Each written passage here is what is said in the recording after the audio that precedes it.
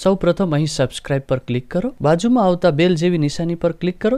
એજ્યુસફર ચેનલના તમામ વિડીયોના અપડેટ્સ આપના ફોનમાં મળતા રહેશે.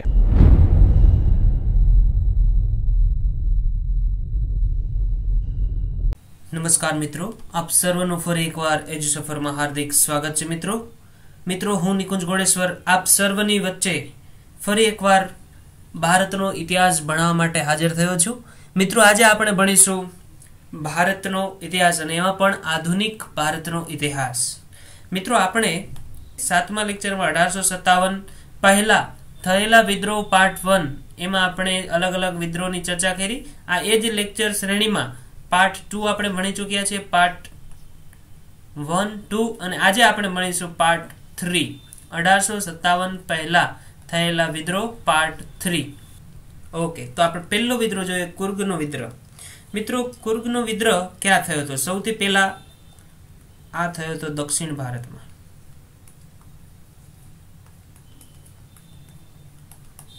કુર્ગનો વિદ્રોહ દક્ષિણ ભારતમાં થયો હતો. આ વિદ્રોહનો ટાઈમ શું હતો? તો કે આ વિદ્રોહ 1833 અને 1834 માં થયો હતો. આ વિદ્રોહ કુર્ગવાસીઓ દ્વારા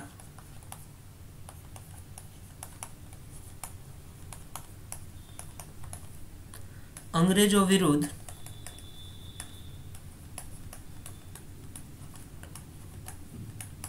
થયો હતો.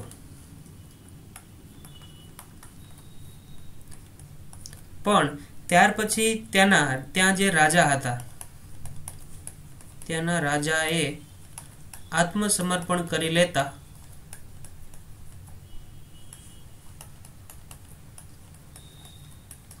લેતા આ વિદ્રોહ શમી ગયો, એટલે કે દબાઈ ગયો.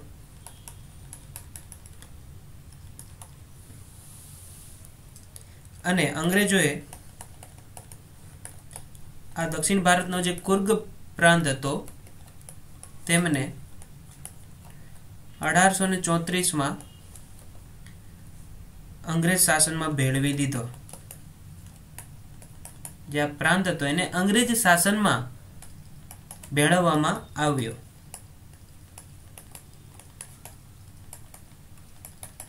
ઓકે, તો આ કુર્ગના વિદ્રોહ વિશે આપણે શું શીખ્યા? તો કે સૌથી પહેલા આ જે કુર્ગ નામનો પ્રાંત હતો એ દક્ષિણ ભારતમાં આવેલો છે. અહીંયા વિદ્રોહની જ્વાળા ક્યારે ભભૂકી ઉઠી? તો 1833 અને 1834 આ 2 વર્ષ સુધી આ કુર્ગ પ્રાંતમાં વિદ્રોહ થયો હતો. પછી કુર્ગ વાસીઓ જે હતા એમણે અંગ્રેજો વિરુદ્ધ વિદ્રોહ કર્યો હતો. પછી ત્યાંના જે રાજા હતા એમણે આત્મસમર્પણ કરી લીધું, અંગ્રેજો વિરુદ્ધ આત્મસમર્પણ કરી લીધું કોઈ લાલચને વશ થઈને. એટલે આ વિદ્રોહ શમી ગયો અને આમ જનતા હતી એ વિદ્રોહમાંથી પછી ધીમે ધીમે હટતી ગઈ અને આ વિદ્રોહ શમી ગયો. પછી અંગ્રેજોએ કુર્ગ વિદ્રોહને તેમના 1834 માં આ પ્રાંતને અંગ્રેજ શાસનમાં ભેળવી દીધો. એક સ્વતંત્ર રાજ્ય હતું, એમને અંગ્રેજ શાસનમાં ભેળવી દીધું. ત્યાર પછી આ વિદ્રોહ સાવ દબાવી દેવામાં આવ્યો અને આ વિદ્રોહ સમાપ્ત થઈ ગયો. ઓકે, ત્યાર પછી આપણે જોઈએ કે ગુમસુરનો વિદ્રોહ. તો કે આ ગુમસુરનો વિદ્રોહ, આ વિદ્રોહ 1835 માં થયો હતો.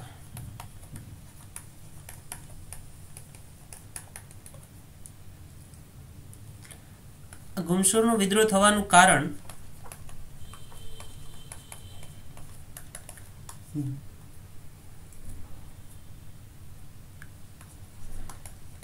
જમીનદારીમાં લગાન વધારો એ હતું.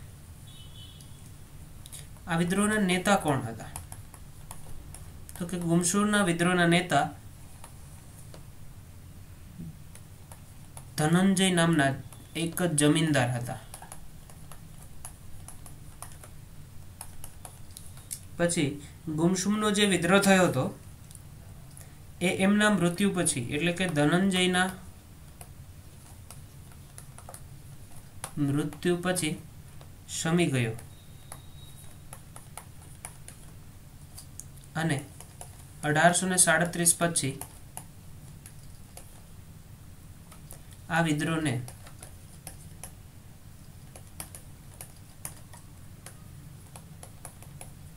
અંગ્રેજોએ દબાવી દીધો.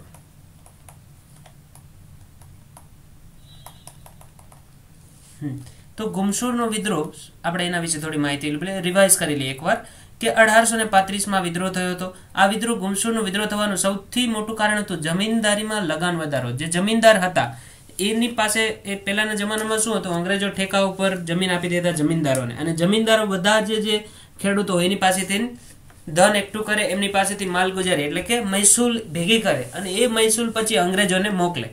પણ આ મહેસૂલ ખેડૂતો જમીનદાર જે હતા એ ખેડૂતોમાં મહેસૂલ વધારો નહોતા કરતા, પણ અંગ્રેજો છે એ જમીનદારી ઉપર મહેસૂલમાં વધારો કરી દે. કે ફોર એક્ઝામ્પલ તમે બધા જ ખેડૂતો પાસે 2,000 ઉઘરાવો છો તો એ એમને રહેવા દો, પણ તમે જે અમને ચૂકવો છો, જમીનદાર જે લગાન અંગ્રેજોને ચૂકવે છે એમાં વધારો કરી દે. એટલે જમીનદાર ઉપર એટલો લગાનનો ભાર વધી જાય. એટલે એવી રીતના અંગ્રેજોએ જમીનદારીમાં લગાનનો વધારો કર્યો. એટલે ત્યાંના એક નેતા હતા ધનંજય નામના જમીનદાર હતા, એમણે આ વિદ્રોહ કર્યો. અને ત્યાર પછી ધનંજયનું મૃત્યુ થયું 1837માં. ત્યાર પછી આ વિદ્રોહ સંપૂર્ણપણે દબાવી દેવામાં આવ્યો અંગ્રેજ સરકાર દ્વારા. ઓકે, ત્યાર પછીનો આપણે વિદ્રોહ જોઈએ સંભલપુરનો વિદ્રોહ. જો અહીંયા સંભલપુરમાં મિત્રો એવું કહે છે કે ઘણી બધી વખત વિદ્રોહો થયા. પેલો વિદ્રોહ હતો એ ઉત્તરાધિકારી ના પ્રશ્નના મામલે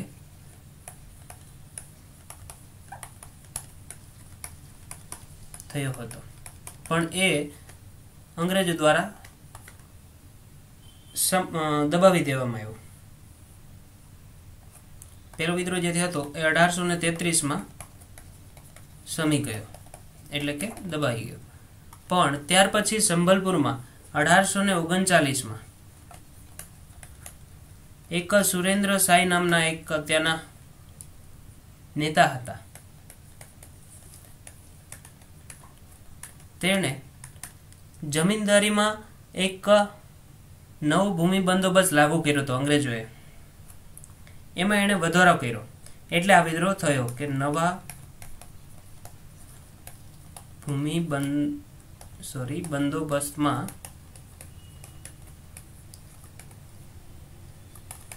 વધારો કરવાના કારણે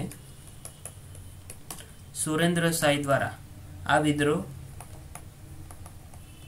કરવામાં આવ્યો. પછી જે 1857માં આ વિદ્રોહ થયો હતો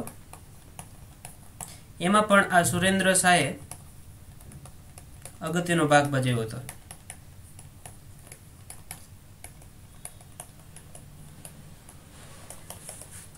અને આ વિદ્રોહ ક્યારે કમજોર પડ્યો તો કે સુરેન્દ્ર શાહે 1862માં આત્મસમર્પણ કર્યું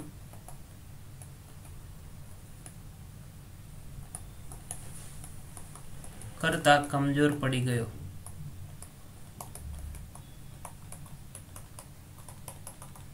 તો સંભલપુરનો જે વિદ્રોહ હતો એના વિશે આપણે માહિતી મેળવી લઈએ. તો કે સંભલપુરનો વિદ્રોહ, ત્યાં બે વિદ્રોહ થયા હતા. પહેલો વિદ્રોહ હતો એ ઉત્તરાધિકારીના પ્રશ્નના મામલે એક વિદ્રોહ થયો હતો, પણ એ 1833માં અંગ્રેજ સરકાર દ્વારા કાબુમાં લઈ લેવામાં આવ્યો. પણ 1839માં તેના નેતા સુરેન્દ્ર શાહ દ્વારા ફરી એકવાર વિદ્રોહ કરવામાં આવ્યો. આ વિદ્રોહ એટલા માટે થયો કે નવા ભૂમિ બંદોબસ્ત જે અંગ્રેજોએ લાગુ કર્યો હતો એમાં જમીનદારી પ્રમાણે એમાં લગાનમાં ખૂબ વધારો કરવામાં આવ્યો. અહીંયા હું લખતા ભૂલી ગયો છું. લગાનમાં ખૂબ વધારો કરવામાં આવ્યો, એટલે આ વિદ્રોહ થયો. અને 1857માં જે સંભલપુર રાજ્ય હતું ત્યાં આ જે સુરેન્દ્ર શાહ હતા એમણે પણ ખૂબ અગત્યનો ભાવ ભજવ્યો હતો 1857નો જે ક્રાંતિ થઈ એમાં. અને આ 1862માં સુરેન્દ્ર શાહે આત્મસમર્પણ કરી લીધું, એટલે આ વિદ્રોહ કમજોર પડી ગયો અને ધીમે ધીમે આ વિદ્રોહ અંગ્રેજો દ્વારા દબાવી દેવામાં આવ્યો. ઓકે, ત્યાર પછી આપણે જોઈએ ગડકરીનો વિદ્રોહ. જો આ ગડકરી વિદ્રોહની સાઇટ કઈ છે તો કે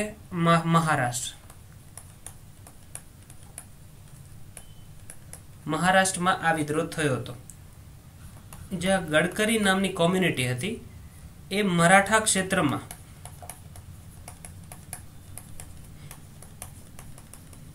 કિલ્લાઓમાં સૈનિકના રૂપે કામ કરતા હતા.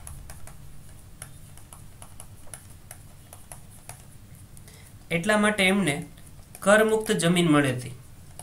કરમુક્ત જમીન આ ગડકરીઓને મળેલી હતી.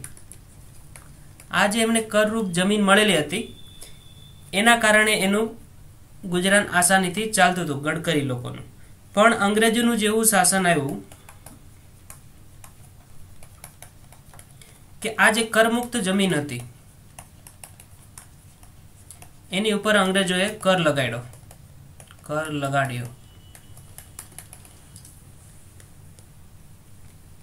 આના વિરોધમાં ગડકરીઓએ વિદ્રોહ કરી દીધો. આ વિદ્રોહ ક્યારે થયો હતો તો કે 1844 ગડકરી વિદ્રોહ થયો. અને આના બહુ અગત્યના જે જિલ્લાઓમાં આ થયો હતો, લાગુ થયો હતો વિદ્રોહ, એ ક્યાં ક્યાં હતા તો કે સામાનગઢ, પછી કોલ્હાપુર, આ બધા જે જિલ્લાઓ હતા ત્યાં ખૂબ વિદ્રોહની જ્વાળાઓ દેખાણી હતી. આ વિદ્રોહના નેતા હતા એનું નામ હતું બાબાજી અહરીકેર. આ થોડું નામ અઘરું છે, મરાઠી નામ છે, એટલે કે અહિરેકેર. થોડું તમે ધીમે ધીમે 2-3 વાર સાંભળીને યાદ રાખી લેજો. બાબાજી અહરીકેરે ગડકરી વિદ્રોહમાં નેતાગીરી નિભાવી હતી. ઓકે, ફરી એકવાર આનું આપણે રિવિઝન કરી લઈએ કે ગડકરી વિદ્રોહ મહારાષ્ટ્રમાં થયો હતો. મહારાષ્ટ્રમાં થયો એવું તમે સામાન્ય રીતે યાદ રાખી શકો કે આપણે અત્યારે જે ગડકરી સાહેબ છે એ રોડ ટ્રાન્સપોર્ટ મંત્રી પણ છે ગડકરી, એટલે એ નાગપુરના છે.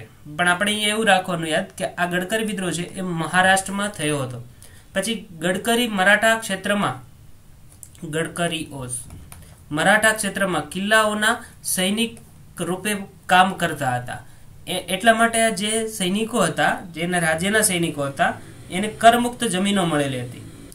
આ જે કરમુક્ત જમીનો મળી હતી એ અંગ્રેજોનું જ્યારે શાસન આવ્યું ત્યારે શું થયું, એના આ કરમુક્ત જમીન ઉપર અંગ્રેજોએ પણ કર લગાડી દીધો અને મહેસૂલ ઉઘરાવવા માંડ્યા. એટલા માટે આ ગડકરીઓ સંગઠિત થયા અને વિદ્રોહ કરી દીધો. પણ આ વિદ્રોહ 1844 આ વિદ્રોહ થયો. કોલ્હાપુર ને સામાનગઢ ને આ બધા અગત્યના એમના કેન્દ્રો હતા.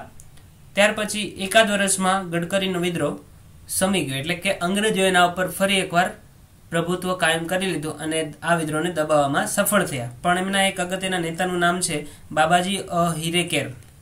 આ તમે યાદ રાખી લેજો. ઓકે, ત્યાર પછી આપણે જોઈએ બુંદેલાનો વિદ્રોહ. જો આની સ્ટોરી એવી છે મિત્રો કે બુંદેલા વિદ્રોહ છે એ મધ્યપ્રદેશમાં આવેલી સાઇટ છે.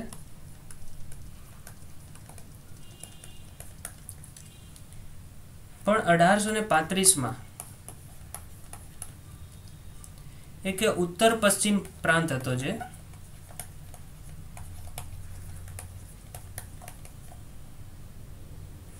એક આખો નવો પ્રાંત બનાવવામાં અંગ્રેજો દ્વારા.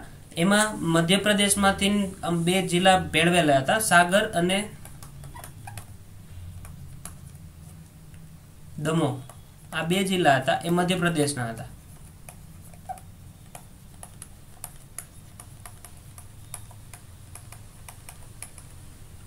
ત્યાં મહલવારી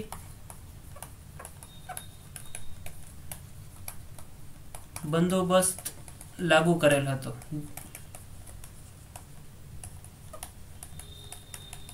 આ વસૂલ ઉઘરાવવાની એક પદ્ધતિ છે જેનું નામ છે મહેલવારી. અને 20 વર્ષ સુધી ત્યાં મહેસૂલ વધારી દેવામાં આવી. 20 વર્ષ સુધી આ જે મહેસૂલ હતી એ ફિક્સ કરવામાં આવી.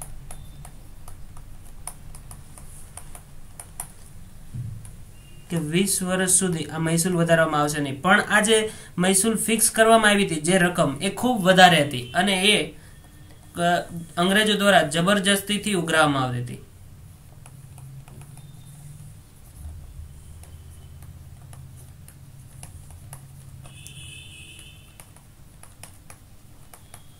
આ મહેસૂલ જબરજસ્તીથી ઉઘરાવવામાં આવતી હતી. એટલે ત્યાંના જમીનદાર હતા જવાહરસિંહ, એમણે આ વિદ્રોહ કર્યો. એટલે આ વિદ્રોહના નેતા કોણ હતા? જવાહરસિંહ. એમણે આ વિદ્રોહ કર્યો હતો. બીજા એક નામ છે એ છે મધુકર શાહ. એ પણ અગત્યના આમાં નેતાગીરી ભજવી હતી. અને 1843 આ વિદ્રોહને દબાવી દેવામાં આવ્યો અંગ્રેજો દ્વારા. અને આ જે મહેસૂલ વધારવામાં આવી હતી એ ઓછી કરી દીધી. 20 વર્ષ સુધી જે ફિક્સ મહેસૂલ કરેલ હતી એને પાછી ઓછી કરી દીધી.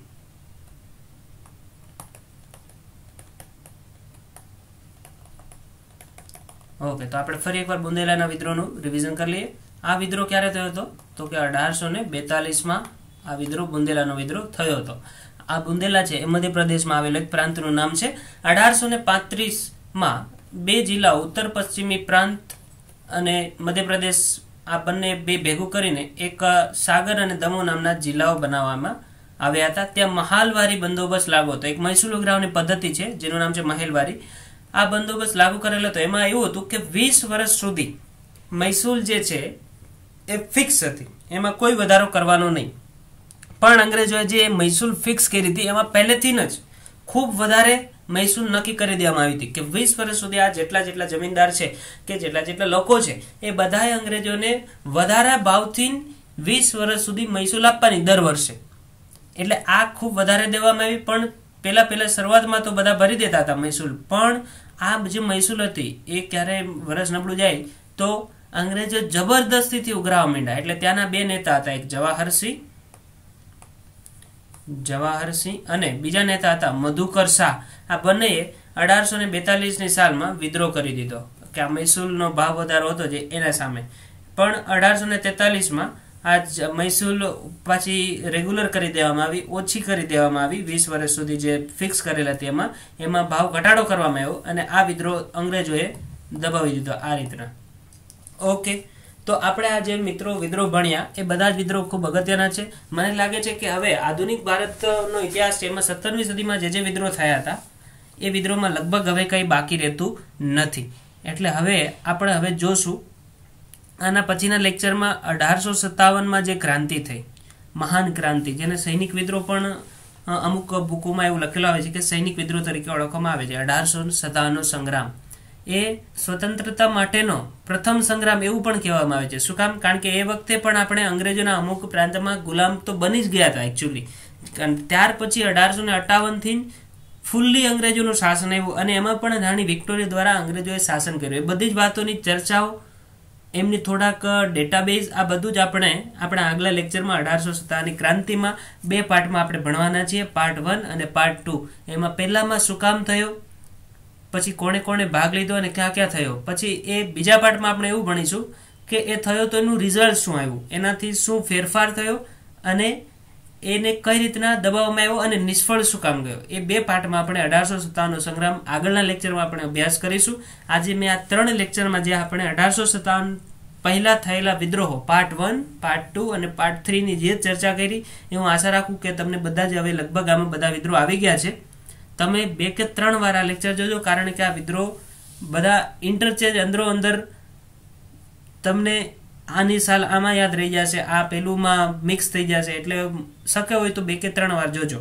ઓકે, થેન્ક યુ મિત્રો. આપ સર્વનો લેક્ચર જોવા બદલ ખૂબ ખૂબ આભાર. તો મિત્રો, કેવો લાગ્યો આ વિડિયો લેક્ચર? આ વિડિયો લેક્ચરને લાઈક કરો, તમારા મિત્રો સાથે શેર કરો, નીચે કમેન્ટ બોક્સમાં કમેન્ટ લખો અને અમારી YouTube ચેનલને સબસ્ક્રાઇબ કરો.